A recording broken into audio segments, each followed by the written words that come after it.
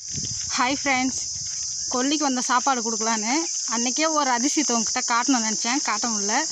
வாங்க அன்றைக்கி போய் பார்க்கலாம்.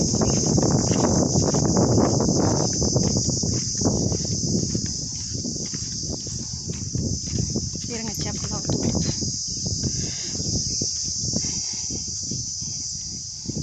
இங்கே பாருங்கள்.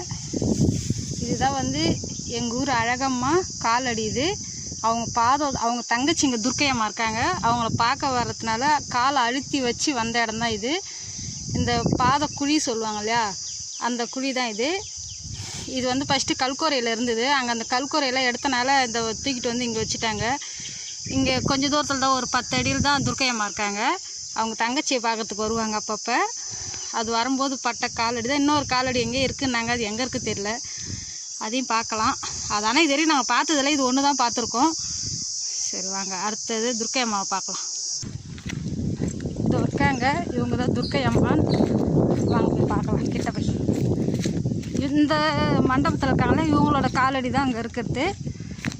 அழகம்மா, இவங்க தான் துர்க்கை அம்மா. பாருங்கள்,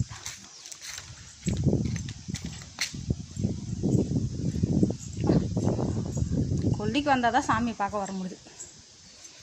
பாருங்கள்,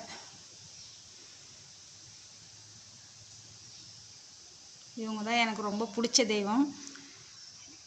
இவங்ககிட்ட எது வேண்டனாலும் கிடைக்கும். அதனால் இவங்க எனக்கு ஃப்ரெண்டும் கூட. எதுவாக இருந்தாலும் மனசுக்குள்ளே இவங்ககிட்ட தான் நான் பேசுவேன். நீங்களும் கும்பிடுங்க துர்க்கை அம்மா. ஓகே ஃப்ரெண்ட்ஸ், பாய்.